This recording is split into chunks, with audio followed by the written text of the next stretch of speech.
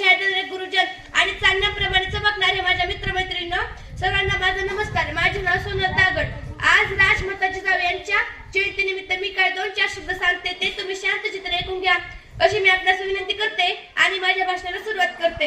एक उजळली थिंगी आणि लाखो पेटल्या मशाली, एक उजळली थिंगी आणि लाखो पेटल्या मशाली, स्वराज्याच्या संकल्पाची नवीन पहाट झाली.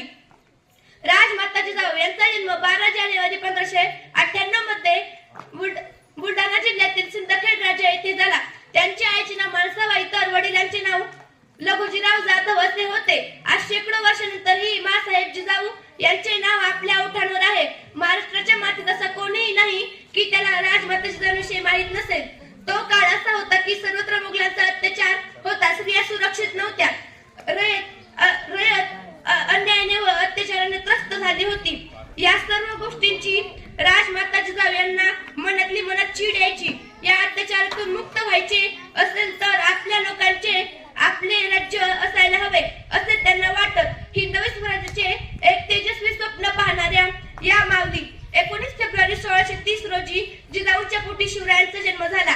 शिवरायांना बालपणापासूनच त्या पराक्रम, प्रजादक्षता हे गुण त्यांनी शिवरायांच्या अंगी आले होते. वयाच्या अवघ्या 16व्या वर्षी शिवाजी महाराजांनी राजेश्वराच्या मंदिरात जाऊन त्यांच्या आईच्या मार्गदर्शनाखाली राजेश्वराच्या मंदिरात जाऊन गुलामगिरी नष्ट करून स्वराज्य निर्माण करण्याची शपथ घेतली. जय हिंद, जय भारत. धन्यवाद.